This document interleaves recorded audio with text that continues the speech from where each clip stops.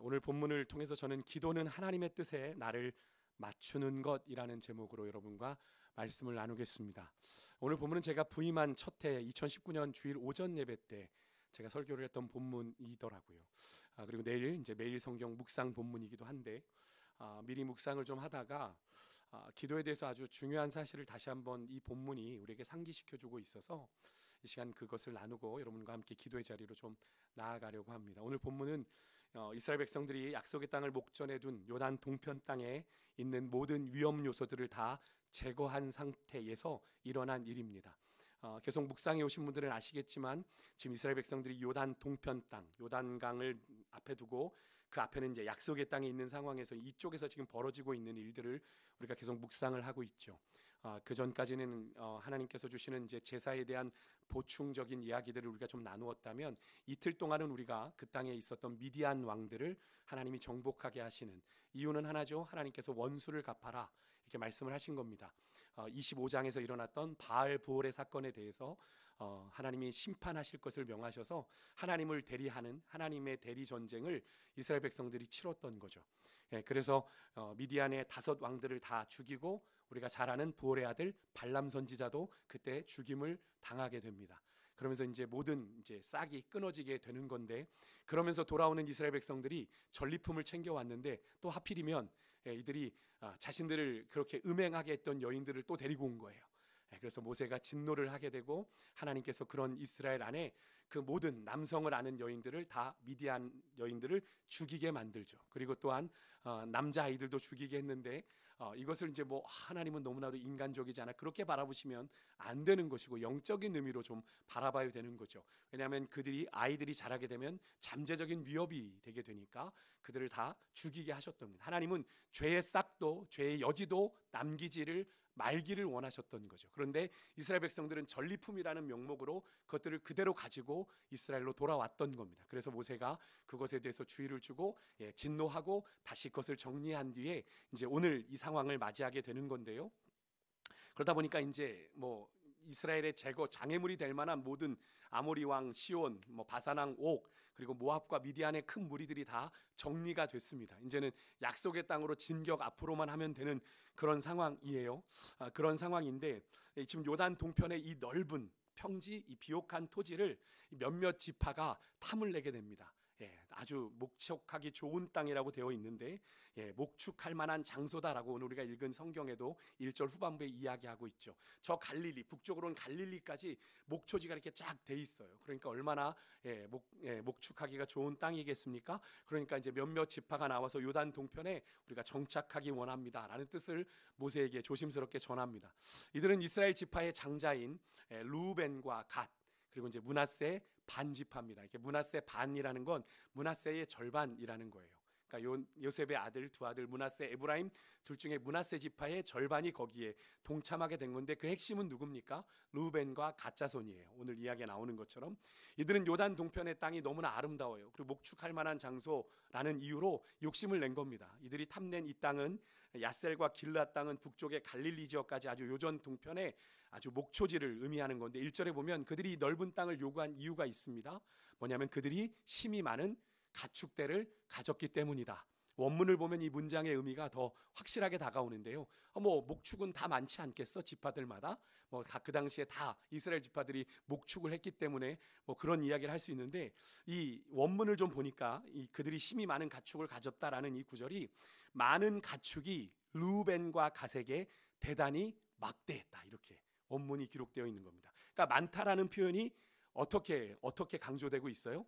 많은 가축이 그리고 또 대단이라고 하는 부서를 통해서 막대했다라는 것으로 한 3중의 의미로 3번이나 거듭 그들이 아주 많은 가축을 가지고 있다라는 것을 강조하고 있는 거죠. 그러니까 원문을 보면 지금 르우벤과 갓 자손이 가지고 있는 이 가축이 상당히 많았다라는 것을 우리가 좀 알 수 있는 장면이죠. 언뜻 보면 이들의 이런 요구가 이렇게 강조되는 3중적으로 강조되는 3번이나 강조되는 이런 문장의 표현을 볼 때 이들의 요구가 상당히 타당한 건가? 라는 생각을 해보게 되는 거죠. 왜? 그런 조건이니까. 그런 많은 가축들을 기르려면 저 정도의 목추지는 필요하겠지라고 하는 그런 일반적인 생각을 우리로 하게 하는 그런 장면입니다. 저렇게 목축이 많으니까 그런 요구를 했겠지라고 하는 어느 정도 그들의 입장을 조금은 참고해 볼 수 있게 만들어주는 그런 의미가 되기도 하는데요. 그런데 결정적인 문제가 뭡니까? 뭐 그런 걸 다 차치하고라도 그들이 요구한 이 요단 동편의 땅은 무슨 땅입니까? 하나님이 이스라엘에게 약속하시지 않은 땅이라는 겁니다. 약속하신 땅이 아니라는 거예요. 약속하신 그 약속의 땅 가나안은 이 요단강을 건너가야 그 요단 서쪽 편이 바로 하나님이 약속하신 땅이라는 거죠.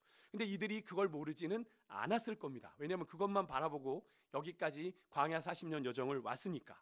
근데 이들에게는 어떤 겁니까? 비록 그 땅이 하나님이 약속하신 약속의 땅 밖에 있지만 그 땅을 직접 보니까 어떻게 해요?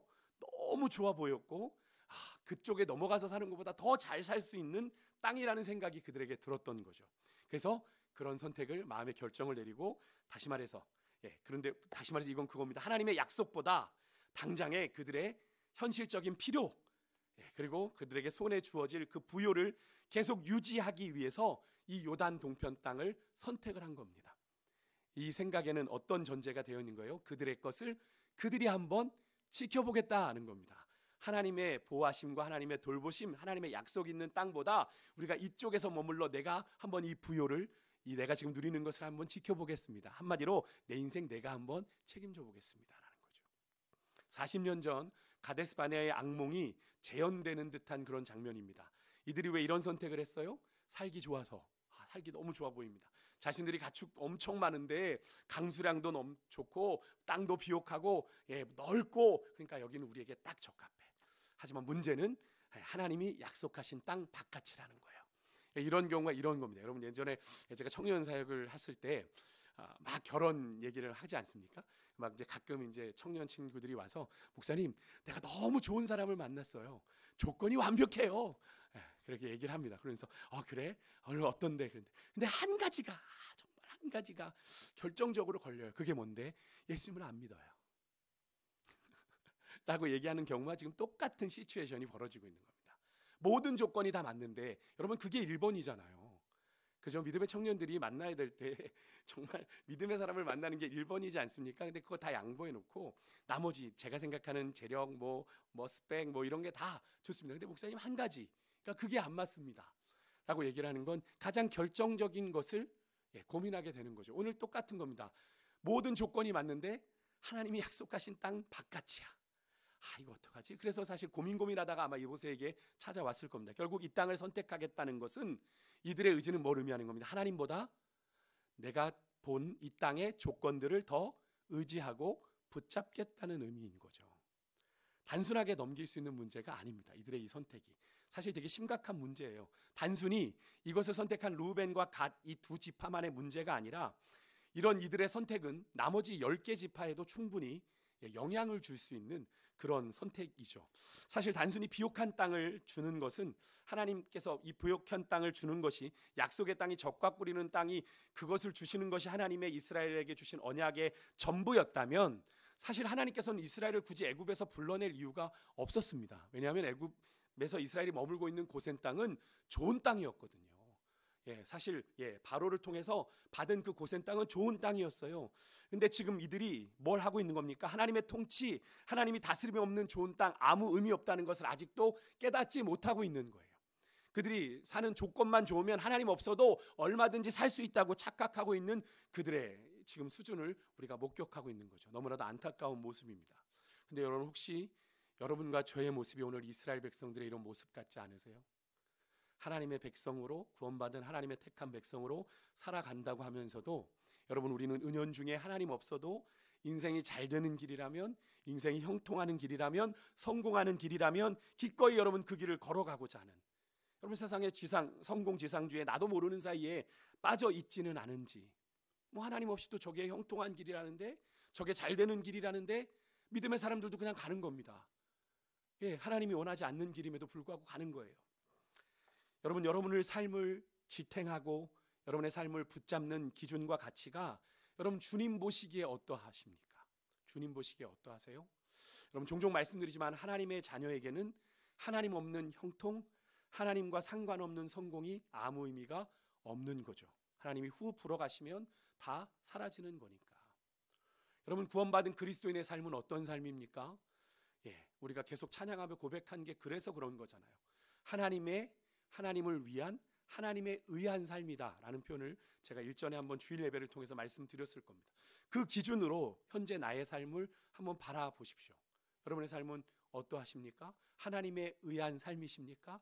하나님을 위한 삶이세요? 하나님의 소유된, 하나님이 다스리시는, 하나님이 책임져 주시는 삶을 살아가고 계십니까? 결국 여러분, 르우벤과 갓 이 두 지파의 제안은 아주 무모하고 이기적인 제안이죠. 가나안 정복 전쟁 없이 평안하게 이미 그들이 다 차지한 땅에서 자기들만 그 땅의 풍요와 안정을 누려보겠다라는 말이기 때문에 그런 건데요. 근데 여러분, 사실 정말 이게 사실이라면 왜 이 르우벤 갓 지파만 이것을 누려야 되는지 분명한 이유도 명분도 없습니다. 뭐 그냥 목축이 좀 많으니까 그것이 그냥 명분이라면 굳이 명분이겠지만, 사실 누구나 여러분 십자가 없이 영광 누리고 싶은 건 다 매한가지 아니겠어요? 고난 없이 잘 되고 싶은 것, 별 어려움 없이 성공하고 싶은 것 다 같은 마음이겠죠. 다른 지파들도 사실 이 르우벤과 갓처럼 이 땅을 선택하고 싶은 마음 없지 않았겠죠. 하지만 이유는 뭡니까? 하나님이 약속하신 땅이 아니니까 포기했던 겁니다. 하지만 여러분, 그렇게 고난 없이 누리는 영광이 진정한 영광일까요? 아닙니다. 십자가 없이 누리는 영광은 절대로 하나님이 원하시는 진정한 영광이 아니에요. 여러분, 진정한 안식은 우리가 하나님 안에 온전히 거하는 데서 오는 것이지, 여러분, 그 땅의 조건이, 그 땅이 가지고 있는 여러 가지 환경이 우리에게 줄 수 있는 것이 아닙니다. 사실 이것이 그들이 요구하는 전부라면 이미 르우벤과 갓 지파는 그들의 삶 속에서 하나님을 거부한 것이고 그의 형제들을 버린 셈이죠. 왜냐하면 제가 새벽에도 말씀을 드린 적이 있지만, 미디안과 전쟁을 치를 때 하나님께서는 모든 지파에서 1000명씩 부르셔서 12,000의 군사를 만들어 미디안과 싸우게 하셨습니다. 이유가 뭐냐면 한 지파도 예외 없이 1000명씩 군사들을 내보내야 됐어요. 무엇을 의미하냐면 이스라엘은 하나의 운명 공동체라는 겁니다. 같이 싸워야 된다는 거예요. 같이 마음을 품고 싸워야 된다는 거예요. 그런데 지금 르우벤과 갓, 지금 므낫세의 절반이 지금 이런 이기적인 모습을 보이는, 우리는 이 땅 좋아, 그냥 이 땅에 머물래, 너희들 가서 싸워. 이스라엘 공동체에게 그 소식이 전해진다면 이스라엘 백성들에게는 상당한 충격이 되는 거죠. 뭐지? 우리 하나님의 약속을 붙잡고 지금까지 하나가 되어 달려왔는데 이게 뭐지? 지금 강을 건너 치러야 되는 정복전쟁 앞두고 공동체의 사기가 어떻게 되겠습니까? 떨어지겠죠. 공동체 안에 상당히 드러내진 않겠지만 여러 가지 내부적인 결속이 끊어지고 균열이 일어나게 되는 그런 아주 무모한 요청이었다라는 걸 우리가 깨닫게 되는 장면인데요. 그래서 모세가 이런 르우벤과 갓 자손의 이 요구를 아주 단호하게 거절합니다. 그리고 그런 그들의 요구를 뭐에 비유하냐면 40년 전 이 이스라엘 백성들의 출애굽 1세대들의 운명을 결정지었던 가데스 바네아 사건을 데자뷰로 그들에게 이야기를 합니다. 그러면서 지금 현재 모세와 함께하고 있는 자들은 출애굽 2세대들이죠. 출애굽 당시에 20세 이하였거나 광야 중에 태어난 자들이라고 하더라도 이들에게는 가데스 바네아만 하면 가슴이 막 뛰는 사건일 겁니다. 왜? 그들의 부모 세대가 광야에서 그들의 여정을 끝내야 하는 결정적인 운명의 장난을 맞이해야 했던 결정적인 사건이기 때문에 그러하죠. 모세가 바로 그런 사건을 빗대어서 이 르우벤과 갓 지파를 책망해요. 당시에 그 땅을 정탐하고 돌아와서 이스라엘 자손을 낙심하게 했던, 하나님이 주시겠다는 그 약속의 땅 갈 수 없게 만들었던 그 10명의 정탐꾼들과 같아 너희들, 이렇게 이야기를 하는 겁니다. 너희들이 왜 하나님의 백성들을 낙심하게 하는 거야? 11절과 12절엔 이렇게 표현합니다. 여호와를 온전히 따르지 아니한 자들, 당시에 여호와를 온전히 따랐던 여호수아와 갈렙과 그들을 비교하면서 너희들의 모습이 그때 이스라엘 백성들로 여호와를 온전히 따르지 못하게 했던 무리들과 똑같아 라고 이야기를 하고, 14절에서는 너희의 조상의 대를 이어 일어난 너희들은 죄인의 무리야 라고 아주 그들을 향해서 모세가 아주 거침없이 일갈하면서 하나님의 진노를 불러일으키는 너희들의 행동이 아주 악한 행동이라고 그들을 나무라요. 어쩌면 모세에게도 이 가데스 바네아 사건은 가슴에 응어리로 남은 사건이지 않았겠습니까? 그렇게 출애굽해서 왔는데 그 사건으로 인해서 이스라엘 백성들의 모두가 1세대가 다 죽어나가는, 광야에서 끝나버리는 그런 가슴 아픈 사건이기 때문에 모세가 이런 아마 격한 감정적인 반응을 보이지 않았을까 하는 그런 생각을 해보게 되는데, 사실 이 가데스 바네아 사건으로 인해서 하나님께서는 모세에게 그런 약속까지 하셨죠. 내가 이들 다 죽여버리고 새로운 민족을 너에게 줄게. 그죠? 더 강하고 좋은 민족 줄게라고 약속하셨던 적이 있었던 사건이지 않습니까? 물론 모세가 하나님 앞에 간절히 중보해서 그 제안은 없었던 일로 됐지만 모세에게는 참 잊을 수 없는 사건이 바로 이 가데스 바네아 사건인데, 하지만 모세의 그런 경고에도 불구하고 이 루벤과 갓지파야는 의지를 꺾지 않아요. 어떻게든 이 땅을 얻으려고 합니다. 사실 이전 세대, 근데 한 가지 좀 여지가 있다면, 이전 세대는 그렇게 모세가 경고하면 무시하고 오히려 반역하고 막 자꾸 돌을 들었잖아요. 그죠? 그런데 이들은 그들의 결정이 공동체에 이런 악영향을 줄 수 있다는 걸 깨닫고 나서 이들이 애초에 가졌던 그들의 입장을 약간 수정하여 타협안을 제시했다라는 겁니다. 그게 좀 지혜로운 것 같은데, 그들은 얘기합니다. 이 땅에 원주민들이 있지 않습니까? 그렇다면 우리의 가족들, 가축들, 이것들을 보호하기 위한 성읍을 우리가 먼저 건축하고 그 안에 우리 가족과 가축들이 거주하게 하고 나서 자신들은 앞장서서 이스라엘 민족들이 전복 전쟁을 할 때 우리가 가장 앞장서겠습니다.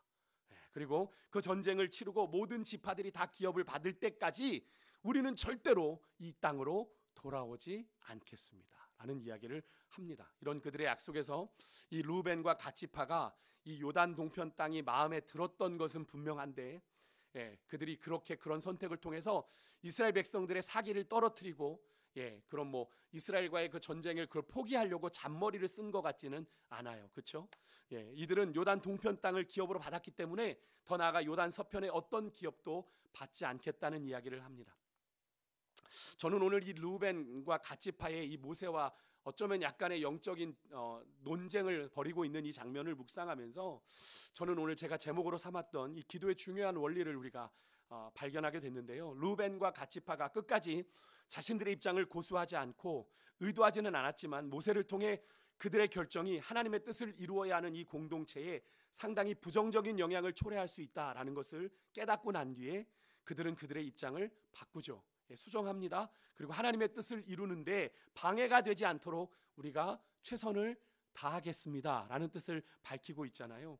여러분, 바로 그것인데요. 바로 여러분, 기도라는 건 여러분 늘 말씀드리지만 내 뜻을 하나님의 뜻에 하나님에게 관철시키는 게 여러분 기도가 아니고요. 그것은 세상에서 하는 기도입니다. 우리의 기독교 신앙에서 말하고 있는 기도는 바로 하나님의 뜻대로 간구하는 것이 기도이죠. 그래서 예수님께서 가르쳐 주신 기도에서 뜻이 하늘에서 이룬 것 같이 땅에서도 이루어지이다라고 고백하는 것이 바로 그런 의미입니다. 그래서 요한 1서 5장 14절 우리 같이 한번 좀 같이 읽어볼까요? 화면 보고 같이 읽겠습니다. 시작. 그를 향하여 우리가 가진 바 담대함이 이것이니 그의 뜻대로 무엇을 구하면 들으심이라 말씀하시는 거예요. 누구의 뜻대로 구하면 하나님이 들으세요? 그의 뜻대로, 내 뜻대로가 아니라 주님의 뜻대로 무엇을 구하면 하나님이 들으신대요. 여러분, 그렇습니다. 기도는 하나님의 뜻에 나를 맞추는 거예요. 나를 향하신 하나님의 뜻을 찾고 구하는 시간이 기도라는 겁니다. 왜 그렇습니까? 나를 창조하신 창조주 하나님이 나를 나보다 더 잘 아시니까. 내가 생각할 땐 내 방법이, 내 그 선택이, 내 계획이, 내 결정이 내 인생을 더 옳은 길로 챙겨 놓을 것 같지만, 인도할 것 같지만, 여러분, 우리가 보지 못하는 변수, 시행착오가 얼마나 많아요. 여러분, 그래서 그 하나님의 뜻이 나의 뜻보다 더 완전하고 완벽하시기에 여러분, 그 하나님의 뜻을 찾고 그 뜻대로 구하는 것이 바로 가장 확실한 기도라고 하는 거예요. 그래서 여러분, 기도를 통해서 우리가 하나님의 은혜를 경험하게 되는 건, 그렇게 하나님의 뜻을 찾다 보면 어느덧 하나님의 마음이 내게 부어지는 것을 경험하게 되는 것이고요. 그렇게 하나님의 마음이 부어지면 우리의 삶이 어떻게 됩니까? 하나님을 본받고 하나님을 닮아가는 삶을 살아가게 되는 거예요. 그래서 하나님이 우리로 어려움 가운데 몰아놓으셔서 우리를 기도의 자리로 부르실 때가 있는데, 여러분, 그때 기도의 자리에 나오셔야 되는 거예요. 여러분, 왜 인생의 어려움을 만나면 난 더 기도 안 할 거예요, 하나님 어떻게 살아계시다면 이럴 수 있어. 죄송하지만 그건 참 어리석은 선택이에요. 하나님이 우리의 삶에 기도 아니면 해결되지 못할 문제들을 여러분의 삶에 놓으실 때는 하나님이 기도의 자리로 여러분을 부르시는 거예요. 왜 부르세요? 하나님이 여러분과 만나주기를 원하시는 거예요. 여러분의 신앙을 더 깊은 데로 인도하러 가시려고 하는 거예요. 왜? 기도의 자리를 통해서 하나님을 만나면 하나님의 마음, 하나님과 내가 하나 되어지는 그런 은혜를 경험하게 되거든요. 그래서 여러분, 기도 시간이 여러분의 신앙을 더 깊이, 더 성장하고 성숙시킬 수 있는 영적인 수단이 되기도 합니다. 그 기도를 통해서 응답을 경험하는 것도 중요하지만 그 응답을 얻기까지 우리가 끊임없이 하나님의 뜻과 내 뜻 사이에서 우리가 갈팡질팡하며 하나님과 나를 맞춰가려고 하는 그 시간들을 통해 우리가 하나님을 향한 우리의 믿음의 깊이가 더 깊어지게 되고 더 넓어지게 되는 것이거든요. 여러분, 그래서 여러분을 자꾸 제가 기도의 자리로 초대하는 거예요. 여러분, 기도의 자리 와서 하나님을 만날 때 여러분의 신앙의 깊이가 더 풍성해지는 겁니다. 여러분, 오늘 이 밤에 우리의 기도를 한번 점검해 보셨으면 좋겠어요. 우리의 기도는 그냥 나의 뜻, 내가 원하는 인생, 내가 바라는 인생 그렇게 만들어 주시기 위해서 그냥 그렇게 해주세요라고 하는 내 뜻을 관철시키는 기도는 아닌지, 하나님의 뜻을 거스르는 것인 줄 알면서 세상을 쫓아가는 것인 줄 알면서 내 욕심으로 인해 내려놓지 못한 채 내가 끌어안고 이것만은 안 됩니다 주님 붙잡고 있는 그런 기도의 제목 가지고 이 자리에 나오지는 않았는지, 여러분, 하나님을 향한 가능성을 열어놓는 것이 기도의 진정한 의미예요. 내가 붙드는 가능성이 전부라고 고집하는 게 기도가 아니고, 하나님을 향하여 열린 결말을 가지고 주님 주 뜻대로 사용하소서라고 모든 가능성을 열어놓는 것이 진정한 기도입니다. 오늘 이 밤 여러분, 주님께서 생각나게 하시는, 또 기억하게 하시는 기도의 제목이 여러분에게 있으실 거예요. 마음속에 이 기도 여러분, 그것을 오늘 주님께서 생각나게 하신 건 주님의 뜻에 그 기도의 제목을 내려놓으라고 하시는 겁니다. 주의 뜻에 그것을 온전하게 내려놓고 하나님 그 기도 제목 가운데 주의 뜻을 이루기 위해 우리가 해야 할 것이 무엇인지를 오늘 이 밤에 결단하고 나아가는 그런 은혜가 있으시길 원해요. 오늘 루벤과 갓지파 족속들이요, 그들 조상의 잘못을 깨닫고 그들의 전철을 따르지 않아요. 그죠? 고집하지 않고 모세가 책망하니까 그렇지, 우리가 잘못 생각했구나, 우리가 의도하진 않았는데 우리의 이런 경솔한 행동이 우리 공동체에 이런 영향을 줄 수 있겠구나, 내려놔야지. 그들의 과거의 믿음의 실패를, 그들의 죄를 반복하지 않으려고 그들이 더 많은 희생과 헌신과 수고를 하겠다고 다짐하면서 결단했던 것처럼, 여러분, 그죠? 정말 여러분 생각해 보십시오. 나머지 10개 지파가 각자의 기업을 얻을 때까지 자신의 땅으로 돌아오지 않겠다라는 이들의 이 결단은 어마어마한 결단입니다. 그죠? 모든 전쟁에 이 루벤과 갓지파가 앞장서 선봉에 서서 우리가 싸우겠습니다라고 얘기하는 건 정말 많은 희생과 많은 헌신을 다짐하는 그런 고백이지 않습니까? 여러분, 오늘 이 밤에도 우리 각자가 주님 앞에 내려야 될 그런 믿음의 결단이 무엇인지를 우리가 다시 한번 하나님 앞에 묻고 깨달았으면 좋겠어요. 천편일률 같지 않겠죠. 하나님이 각자에게 여러분들에게 요구하시는 믿음의 결단이 무엇인지 저는 알 수 없지만, 여러분이 가지고 계신 그 기도의 제목을 놓고 주님, 내게 무엇을 원하십니까? 내가 무엇 하기를 원하십니까? 내가 무엇을 드리기를 원하십니까? 내가 무엇을 내려놓기를 원하십니까? 주님의 뜻 이루어질 수만 있다면 내가 그렇게 기꺼이 내려놓고 희생하고 포기하고 헌신하겠습니다. 주의 뜻 이루어지게 하여 주옵소서. 그렇게 소망하는 것이 온전한 기도의 자리로 나가는 우리들이 회복해야 되는 기도의 모습이라는 거죠. 여러분, 기도는 절대로, 여러분, 하나님께서 물론 knocking, 두드려라, 찾으라, 구하라고 말씀하셨지만, 여러분, 그 전제 가운데 우리가 몇 년 전에도 나누었던 것처럼 내가 주님 안에 주의 말씀이 내 안에 거하면 무엇이든지 원하는 대로 구하라, 그리하면 이루리라고 말씀하셨던 요한복음 15장의 말씀이, 여러분, 그 전제를 잘 보셔야 돼요. 하나님과 내가 온전히 하나 되면 우리가 구하게 되는 기도의 제목은 뭐가 되겠습니까? 주님의 뜻을 찾고 구하는 것이 되겠죠. 그러니까 주님이 우리에게 응답하실 수밖에 없는 기도의 제목이 되는 겁니다. 오늘 이 밤 여러분, 그런 은혜가 우리 가운데 있길 원하고요, 기도를 통해 주님, 내가 주님과 온전히 하나 되길 원합니다. 주님의 마음 내게 부어 주시옵소서. 그렇게 주님의 마음을 가지고 내 가정을, 내 인생을, 내 일터를, 하나님 정말로 내게 허락하신 이 교회를 그렇게 섬기며 기도하는 자로 살아가겠습니다. 믿음으로 결단하는 가운데 나아가는 그런 은혜가 여러분과 저에게 있으시기를 주의 이름으로 축복합니다. 여러분, 이 시간 우리 같이 아까 불렀던 찬양 중에 주님 내게 오시면 이라는 찬양 우리 부르고 우리 기도의 자리로 함께 나아가겠습니다. 이 찬양의 가사를 여러분 잘 묵상하셨으면 좋겠고요.